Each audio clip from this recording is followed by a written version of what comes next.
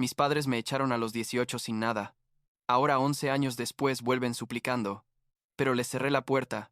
Y hasta me amenazaron legalmente. Tengo 29 años, trabajo en tecnología como desarrollador de software, y hace unos meses mis padres aparecieron en la puerta de mi casa pidiendo un lugar donde quedarse. Les cerré la puerta en la cara. Supongo que suena cruel si no conoces toda la historia, pero la cosa es que hace 11 años ellos me dijeron que tenía un mes para salir de su casa porque ya era adulto y necesitaba aprender a valerme por mí mismo. Tenía 18 años.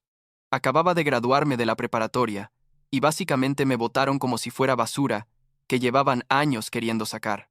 Así que cuando aparecieron en mi puerta 11 años después, sin nada, esperando que yo los salvara, les di exactamente la misma consideración que ellos me dieron a mí. Ninguna. Debería retroceder un poco para que entiendas por qué no sentí ni una pizca de culpa al cerrarles la puerta. Mis padres, Christopher y Karen, nunca fueron exactamente cariñosos, ¿sabes? Mi papá trabajaba en construcción. Siempre llegaba cansado y de mal humor. Y mi mamá era ama de casa, pero actuaba como si yo fuera una molestia constante en su vida perfectamente organizada. Tipo, nuestra casa siempre estaba impecable, todo en su lugar, y yo sentía que era solo otro objeto que ella tenía que mantener limpio y ordenado. No recuerdo muchos momentos de afecto, la verdad. Lo que sí recuerdo es a mi papá diciéndome constantemente que costaba demasiado mantenerme, que la comida no era gratis, que la electricidad que usaba en mi cuarto salía de su bolsillo. Desde como los 14 años, me dejó muy claro que el día que cumpliera 18, me esperaba que contribuyera o me fuera. Pensé que estaba exagerando, que así eran los papás, ¿no? Tratando de enseñarte responsabilidad y esas cosas. Resultó que hablaba completamente en serio. El día de mi graduación de preparatoria fue un viernes. Recuerdo que llegué a casa como a las 9 de la noche, todavía con la toga puesta, porque había ido a una fiesta con algunos compañeros, nada loco, solo pizza y videojuegos en casa de un amigo. Entré por la puerta y mis papás estaban sentados en la sala, los dos en el sofá, con esa expresión que dice que han estado esperándote para tener una conversación seria. Mi papá apagó la tele y me dijo, «Siéntate, Skylar, tenemos que hablar». Me senté en el sillón individual, todavía sin quitarme la toga, y él simplemente soltó, «Bueno, ya eres adulto oficialmente, así que tienes un mes para encontrar trabajo y un lugar donde vivir». No fue una sugerencia, no fue, «Oye, deberías empezar a pensar en tu futuro». Fue literalmente, «Tienes 30 días para irte de esta casa». Me quedé ahí sentado tratando de procesar lo que acababa de escuchar. Mi mamá solo miraba al piso, jugando con sus manos, sin decir nada. Le pregunté a mi papá si hablaba en serio, y él me miró como si le hubiera preguntado algo estúpido. «Completamente en serio», me dijo. «Has vivido aquí gratis por 18 años. Es hora de que aprendas cómo funciona el mundo. Real». Intenté razonar con él. Le dije que había aplicado a la universidad, que estaba esperando respuestas sobre ayuda financiera, que necesitaba tiempo para planear las cosas. Me interrumpió y dijo, «Deberías haber planeado esto antes. La universidad es tu problema ahora, no el mío». Y eso fue todo. Conversación terminada. Se levantó, volvió a prender la tele y actuó como si no hubiera acabado de cambiar mi vida completamente. Los siguientes 30 días fueron una pesadilla, no voy a mentir.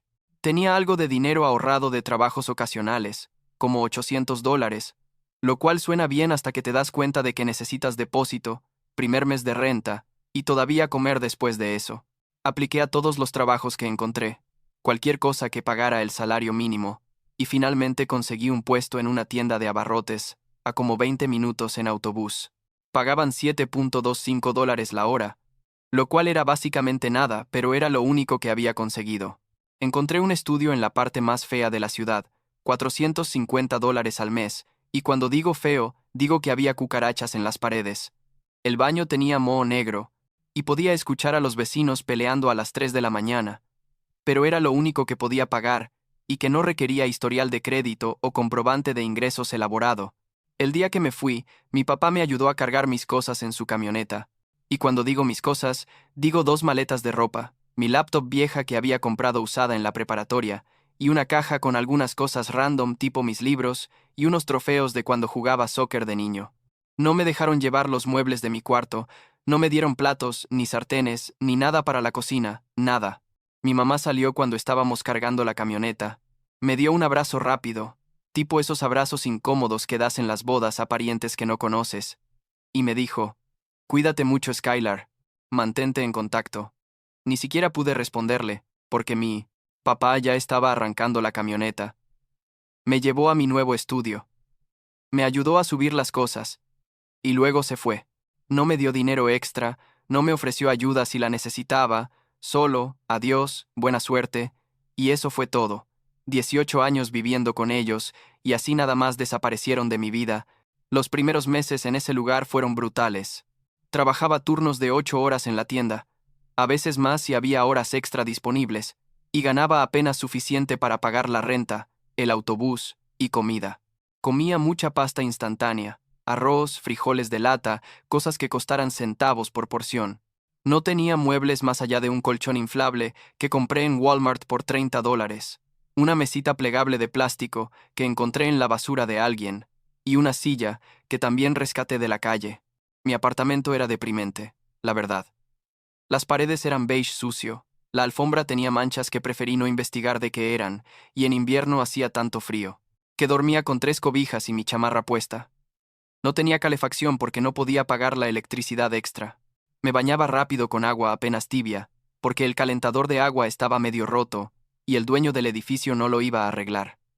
Pero la cosa es que, y sé que suena raro, había algo liberador en todo eso. Tipo, sí, estaba viviendo en condiciones horribles, trabajando un trabajo de mierda por casi nada de dinero, pero era mío, ¿me explico? Nadie me decía que estaba gastando demasiada electricidad. Nadie me hacía sentir que era una carga. Nadie contaba cada dólar que gastaba en comida. Por primera vez en mi vida no tenía que escuchar a mi papá quejándose de cuánto costaba mantenerme. Y eso me dio una determinación que no sabía que tenía. Decidí que iba a salir adelante, que iba a tener éxito, no para demostrarles nada a mis papás, sino para demostrarme a mí mismo que podía hacerlo. Como a los 3 meses de haberme mudado, conseguí un segundo. Trabajo en un restaurante de comida rápida, turnos nocturnos de viernes y sábado, dormía como 4 o 5 horas por noche, estaba exhausto todo el tiempo, pero necesitaba el dinero extra. Ahorré cada centavo que pude durante 6 meses hasta que tuve suficiente para inscribirme en clases de Community College. Empecé con 2 clases, álgebra universitaria y composición en inglés, porque era todo lo que podía manejar con 2 trabajos. Las clases eran de noche, de 6 a 9, y muchas veces llegaba directo de mi turno en la tienda oliendo a sudor y con el uniforme todavía puesto. Me sentaba hasta atrás del salón y trataba de no quedarme dormido. Algunos profesores se dieron cuenta de mi situación, creo, porque uno de ellos, el profesor de matemáticas, me dejaba quedarme después de clases si necesitaba ayuda extra, y otro me consiguió información sobre becas y ayuda financiera que no sabía que existía. Pasé 2 años así, trabajando 2 empleos y tomando 2 o 3 clases por semestre. Viví en ese mismo estudio horrible durante todo ese tiempo, porque no podía permitirme mudarme a algo mejor. A los 20 años completé mi Associate's Degree en Ciencias de la Computación. Sonreí como idiota el día que recibí ese diploma, solo yo en mi apartamento, porque era la primera cosa que había logrado completamente por mi cuenta. Nadie me había ayudado, nadie me había pagado nada, yo lo había hecho. Apliqué para transferirme a la universidad estatal, conseguí algo de ayuda financiera y préstamos estudiantiles, y de alguna manera me aceptaron. El problema era que la universidad estaba como a 40 minutos en autobús y necesitaba mudarme más cerca del campus porque no podía mantener mis trabajos actuales con ese horario. Encontré un apartamento de una habitación cerca de la universidad, $650 al mes, lo cual era más de lo que pagaba, pero el lugar era muchísimo mejor. Tenía un baño que funcionaba correctamente, calefacción que realmente calentaba, y las paredes eran blancas limpias, sin manchas ni moho. Me sentí como si me hubiera mudado a un hotel de lujo, honestamente. Conseguí un trabajo en el campus en la biblioteca. Pagaban $10 la hora y también trabajaba los fines de semana en una cafetería cerca de la universidad. Seguía siendo agotador, pero ya no era tan brutal como antes. Podía comer mejor, comprar ropa nueva cuando la necesitaba, incluso tenía un poco de dinero para salir ocasionalmente con compañeros de clase. No era una vida glamorosa, pero era estable. Y eso era más de lo que había tenido en mucho tiempo. Durante esos años, como de los 18 a los 24, mis papás básicamente no existieron en mi vida.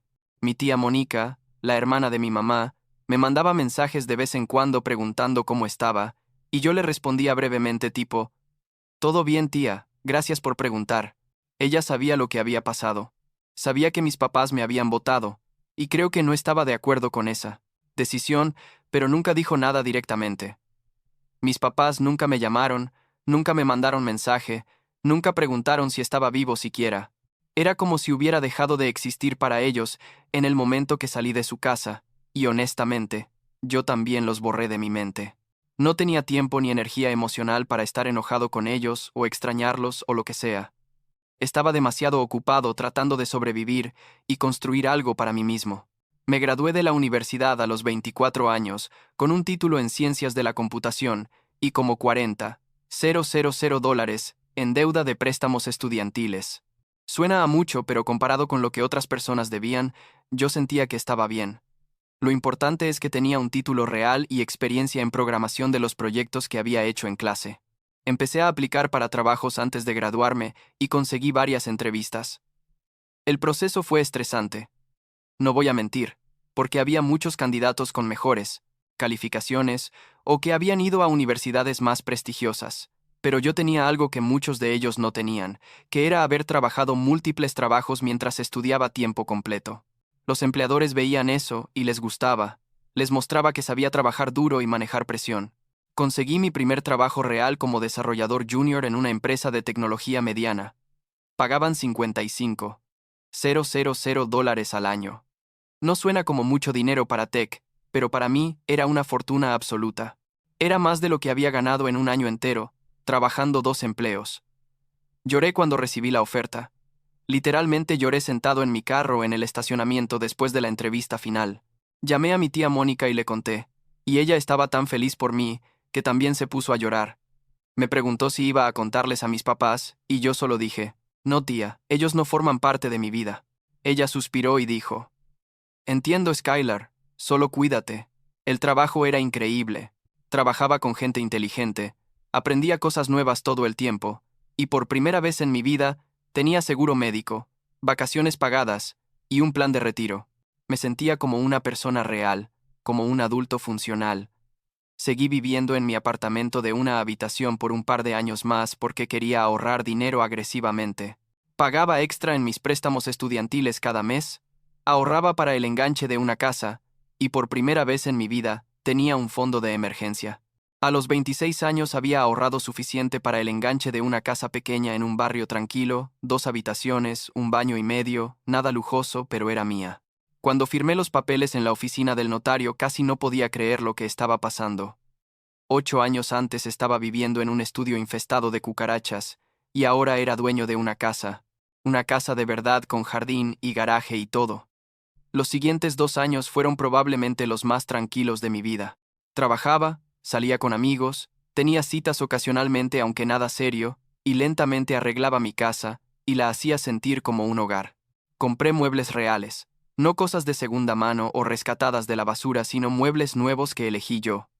Pinté las paredes, arreglé el jardín, instalé estantes en mi oficina. Cada cosa pequeña que hacía me llenaba de orgullo porque era mía. Yo la había ganado, nadie me había regalado nada. No pensaba mucho en mis papás, honestamente. A veces me preguntaba vagamente cómo estarían, pero nunca lo suficiente como para buscarlos o contactarlos. Para mí, eran básicamente extraños que habían estado en mi vida hace mucho tiempo. Entonces, llegó la llamada de mi tía Mónica, que cambió todo. Fue un martes por la noche. Estaba viendo una serie en Netflix cuando mi teléfono sonó. Contesté, y ella sonaba rara, nerviosa. Me dijo, Skylar, necesito contarte algo sobre tus papás. Le dije, tía, honestamente no me interesa saber de ellos. Y ella dijo, lo sé, pero esto es importante. Solo escúchame un minuto. Básicamente me contó que mi papá había invertido todo su dinero en un negocio con un amigo, algún tipo de negocio de construcción o renovaciones, no sé exactamente, y el amigo resultó ser un estafador que se llevó todo el dinero y desapareció. Mis papás perdieron todo. Sus ahorros, su casa, todo. Habían estado viviendo con diferentes familiares los últimos meses, tratando de recuperarse, pero nadie podía mantenerlos indefinidamente. Mi tía me dijo, Sé que tienes razones para estar enojado con ellos, Skylar, pero están en una situación muy difícil y necesitan ayuda. Le dije a mi tía que entendía que estaban en problemas, pero que eso no era mi responsabilidad. Ella trató de convencerme, me dijo que eran mi familia, que eran mis papás sin importar lo que hubiera pasado, que yo tenía los medios para ayudarlos ahora. Le respondí, tía, con todo respeto. Ellos me votaron cuando tenía 18 años sin nada. Vivieron felizmente durante 11 años, sin saber si estaba vivo o muerto. Nunca ofrecieron ayuda ni preguntaron cómo estaba. Y ahora que tienen problemas de repente se acuerdan que tienen un hijo. Pues lo siento, pero no funciona así. Mi tía se quedó callada un momento y luego dijo, lo entiendo, Skylar. Solo piénsalo, por favor. Colgamos, y yo me quedé sentado en mi sofá sintiéndome raro. No triste, no culpable, solo raro. Como cuando ves noticias de una tragedia en otro país, piensas, oh, qué mal, pero no te afecta personalmente. 2 semanas después, tocaron a mi puerta un sábado por la mañana. Estaba en pants y una camiseta vieja. Había estado trabajando en mi jardín, y cuando abrí la puerta ahí estaban. Christopher y Karen, mis papás, parados en mi entrada luciendo terribles. Mi papá había envejecido muchísimo, tenía canas, arrugas profundas, se veía como 10 años mayor de lo que realmente era. Mi mamá también se veía mal, flaca, cansada, con ropa que claramente había visto mejores días. Por un momento solo nos quedamos mirando. Mi papá fue el primero en hablar y dijo, «Hola, Skylar», y su voz sonaba diferente, más suave, casi tímida. No dije nada, solo los miré esperando que explicaran qué hacían en mi casa. Mi mamá empezó a llorar y dijo, «Skylar, necesitamos ayuda. No tenemos a dónde ir». Mi papá añadió, «Sé que no tenemos derecho a pedirte nada, pero si nos dejas quedarnos contigo solo un tiempo mientras nos recuperamos, te prometo que no será por mucho». Los miré a los dos, parados ahí en mi entrada esperando que yo los salvara, y sentí absolutamente nada. No enojo, no lástima, nada. Era como ver a dos personas extrañas pidiendo ayuda. Les dije muy calmado. Cuando tenía 18 años y me dijeron que tenía un mes para irme, ¿se acuerdan qué me respondieron cuando les pedí más tiempo? Me dijeron que debería haber planeado mejor, que era mi problema, no el de ustedes. Bueno, esta es mi respuesta ahora. Deberían haber planeado mejor. Este es su problema, no el mío. Mi papá intentó hablar, pero lo interrumpí. Le dije, vivieron 11 años sin contactarme, ni una llamada, ni un mensaje, nada. No preguntaron si estaba vivo, si tenía comida, si tenía dónde dormir. Me borraron de sus vidas el segundo que salí de su casa. Y ahora aparecen aquí porque necesitan algo de mí. La respuesta es no. Pueden irse. Mi mamá lloraba más fuerte y dijo, «Por favor, Skylar, somos tus papás». Y yo solo respondí, «Ustedes dejaron de ser mis papás hace 11 años cuando me botaron como basura». Y cerré la puerta. Literalmente, les cerré la puerta en la cara. Escuché a mi mamá sollozar del otro lado, y a mi papá hablar en voz baja, probablemente tratando de calmarla. Y luego escuché sus pasos alejándose. Pensé que ese sería el final, pero resultó que solo era el principio. Empezaron a llamarme, a mandarme mensajes, a dejar notas en mi puerta. Los mensajes eran una mezcla de súplicas y guilt trips. Mi mamá me mandaba textos largos sobre cómo era su hijo, y ellos me habían criado durante 18 años, y yo les debía algo. Mi papá me llamaba y dejaba mensajes de voz, diciendo que entendía que estaba enojado, pero que la familia es la familia, y uno tiene que perdonar. Bloqueé sus números, pero entonces empezaron a mandar a otros familiares. Mi primo Eric, al que ni siquiera conocía bien, me llamó diciendo que era un egoísta, que cómo podía dejar a mis papás en la calle cuando yo tenía una casa con habitaciones extra. Mi tía Mónica me llamó de nuevo, más insistente esta vez, diciéndome que sí, entendía mi enojo, pero que dejar a mis papás sin hogar era ir demasiado lejos, que yo era mejor que eso. Le dije a todos lo mismo, que mis papás habían tomado una decisión 11 años atrás, que yo había vivido las consecuencias de esa decisión completamente solo, y que ahora ellos podían vivir las consecuencias de sus propias malas decisiones, que yo no les debía nada. La mayoría de mi familia me dejó en paz después de eso, pero algunos siguieron tratando de hacerme sentir culpable. Mi primo Eric me mandó un mensaje largo sobre karma y cómo la vida me iba a cobrar esta crueldad, y yo solo le respondí, «No me hables de karma a mí. El karma ya llegó para ellos cuando perdieron todo después de haberme tratado como me trataron. Entonces llegó algo que honestamente no esperaba. Mis papás me mandaron una carta legal. No era una demanda formal todavía, pero era básicamente una notificación de su abogado diciendo que estaban considerando demandarme bajo leyes de responsabilidad filial. Aparentemente algunos estados tienen leyes que obligan a los hijos adultos a proveer para sus papás si están en necesidad extrema. La carta decía que yo tenía una obligación legal de ayudarlos y que si no respondía apropiadamente, procederían con acciones legales. Me enojé cuando leí eso, no voy a mentir. Después de todo lo que había pasado, después de votarme sin nada, ahora querían usar la ley para obligarme a mantenerlos. Era absurdo. Contraté a un abogado, lo cual fue otra cosa que me costó dinero, pero necesitaba asegurarme de que no pudieran tocarme legalmente. Mi abogado revisó todo. Me hizo preguntas sobre mi relación con mis papás, sobre las circunstancias en que me fui de su casa, sobre si me habían apoyado de alguna manera después de los 18. Le conté todo, desde el día que me votaron hasta ahora. Me dijo que en nuestro estado las leyes de responsabilidad filial existen técnicamente, pero son extremadamente difíciles de aplicar, especialmente si se puede demostrar que los papás abandonaron o maltrataron al hijo. El hecho de que me hubieran echado a los 18 sin apoyo, que no hubieran tenido contacto conmigo en 11 años, y que solo me buscaran cuando necesitaban algo trabajaba completamente a mi favor. Mi abogado mandó una respuesta al abogado de ellos básicamente diciendo que no tenían caso, que si procedían, con una demanda iba a ser desestimada inmediatamente, y que podríamos contrademandar por acoso. El abogado de mis papás respondió un par de semanas después, diciendo que después de revisar las circunstancias, decidieron no proceder con acciones legales. Básicamente se dieron cuenta de que no tenían forma de ganar, y se rindieron. Eso fue hace como 6 meses. Desde entonces, no he sabido mucho de ellos directamente. Mi tía Mónica me contó que estaban viviendo en un shelter temporal, que mi papá había conseguido trabajo en construcción otra vez, pero ganaba muy poco, que mi mamá tenía problemas de salud pero no tenían seguro. Me dijo todo esto como si esperara que me ablandara y decidiera ayudarlos. No me ablandé. Hace como 2 meses, recibí un paquete en el correo. No tenía remitente, pero reconocí la letra de mi mamá en la etiqueta. Por un momento pensé en tirarlo sin abrirlo, pero la curiosidad ganó. Adentro había una foto vieja, de cuando yo tenía como 6 o 7 años, los tres juntos en algún parque o algo así. Yo estaba sonriendo con un helado en la mano. Mi papá me cargaba en sus hombros, y mi mamá estaba junto a nosotros también sonriendo.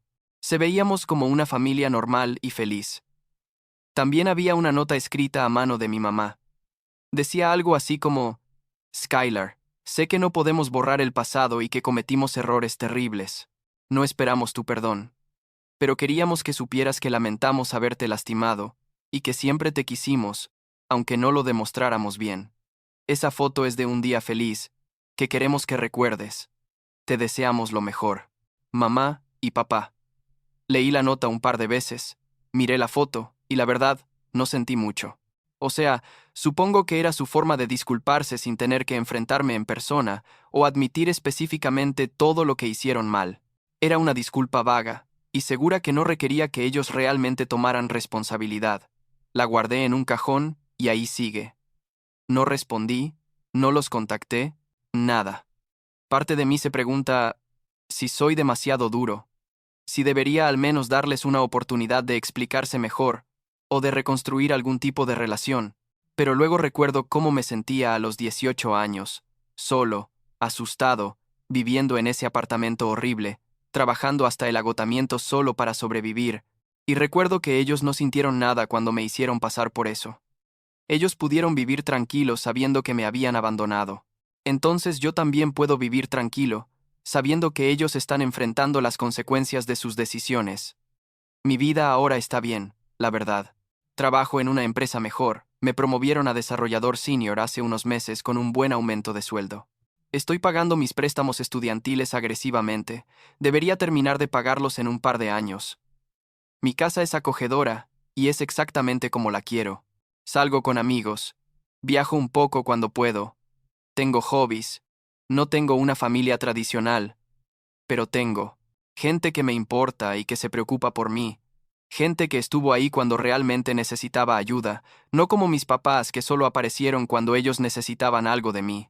Algunas personas de mi familia extendida todavía piensan que soy cruel o egoísta, pero ya no me importa lo que piensen. Ellos no vivieron lo que yo viví. No saben cómo se siente ser votado por tus propios papás cuando apenas eres un adulto. A veces me pregunto, ¿qué hubiera pasado si mis papás hubieran sido diferentes? Si me hubieran apoyado aunque sea un poco, si hubieran mantenido contacto, si me hubieran tratado como su hijo y no como una obligación financiera. Probablemente tendríamos una relación ahora, probablemente los estaría ayudando sin pensarlo dos veces. Pero no fueron diferentes. Tomaron las decisiones que tomaron, y ahora tienen que vivir con esas decisiones igual que yo tuve que vivir con las consecuencias de lo que me hicieron. No siento que les deba nada, honestamente. Lo único que les debo es a mí mismo, es seguir construyendo la vida que me costó tanto trabajo crear, la vida que construí sin ellos, a pesar de ellos. Y eso es exactamente lo que voy a seguir haciendo.